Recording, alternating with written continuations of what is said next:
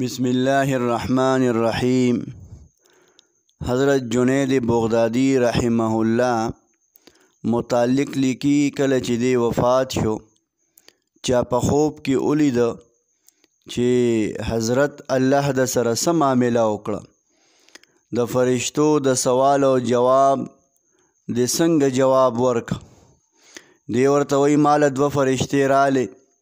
فرشتو رانه تپوس وکړو من ربک، رب دې څوک دی؟ وی زه ورته په خندا شوم. ما ورته وی چې تاسو ته پته نشته چې زما نه تپوس شوی و چې الستو بربکم؟